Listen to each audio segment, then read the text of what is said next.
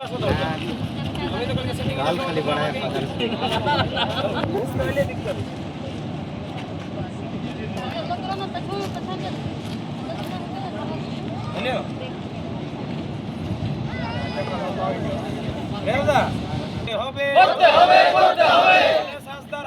হাতে আঙুল কাটালো কেন?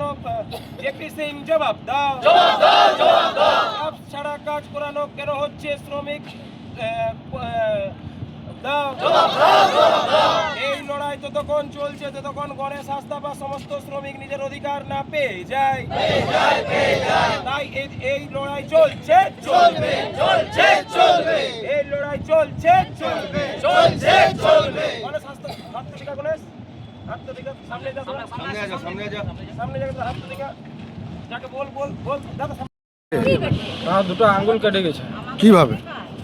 মেশিনে হাত ঢুকে গেছিল তার কারণে। আপনি গ্লাস ফ্লাস পরেছিলেন না? না, গ্লাভস ফ্লাস কিছু দেয়নি, তার জন্য পরিনি গ্লাভস ফ্লাস আমরা কিছু। কোন ফ্যাক্টরিতে কাজ করেন? রামদূত।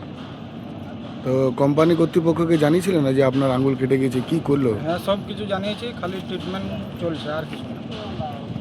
তো আপনি যে এতদিন ধরে তো কাজে বন্ধ আছেন?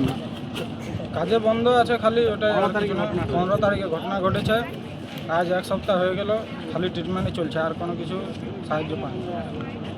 কি করে লাগলো? কি করে কি করে লাগলো? কি করে লেগেছে? আমার মানে পলিউশন পড়ে, ডাস্ট, তো ওখানে ভ্যাকিউম পাওয়ার ছিল, ভিতর দিকে টানা, তো ওখানে বড়া পাস করছিলাম আমি। বড়া পাস করতে গিয়ে আমার হাতটা ঢুকে গেছিলো, মানে ভ্যাকিউম পাওয়ার হাতটা টেনে ঢুকে নিয়েছে। টেনে যখন দাবাই গেছে হাতটা, তখন আমার দুটো আঙুল কেটে গেছে। তখন বন্ধুগুলো ছিল যারা, তারা টেনে বের করেছে বলে হাতটা অল্প বেঁচেছে, নাহলে পুরো হাতটা বেরিয়ে গেছে।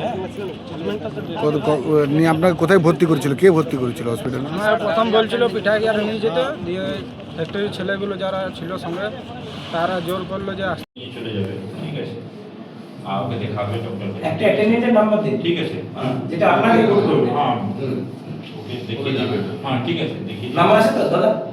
হ্যাঁ হ্যাঁ হ্যাঁ, আছে। নম্বর কেউ থেকে নিয়ে নেবে, কোনো ঠিক আছে, এটা হবে। দেখিয়ে দিবে। যখন ফিট হবে, যখন ফিট হবে এমনি জায়গায় কাজ নেই, যখন পুরো সব থেকে হালকা, সব থেকে না না, ওটা মানছি না। ও বলছে এমন টেকনিক্যাল কাজ, যেমন আপনি ঠিক আছে, কোনো গাড়ি চালানো, ঠিক আছে, এটা করবো, ই করবো। পরবর্তীকালে যদি ফ্যাক্টরি আমাদের যদি বন্ধ হয়ে যায়, তাহলে আমি কাজ করে খেতে পারি। ঠিক আছে, ঠিক আছে। তো দুইটাই বলছে তো? হ্যাঁ, আমি ওকে। ভবিষ্যতে যদি কোনো কিছু বন্ধ হয়ে যায় তো অন্য না না, আশা করি হবে না। যদি হয় কথার মানে না স্যার, দেখুন স্যার, মানে আমার একটা মাইন্ড ফ্যামিলি এটা আছে, তো আমারও ফ্যামিলি আছে, আমারও মানে ও যেন টেকনিক্যাল কাজটা শিখে যায়। ঠিক আছে। আমি ওটা তো কমিটমেন্ট দিলাম।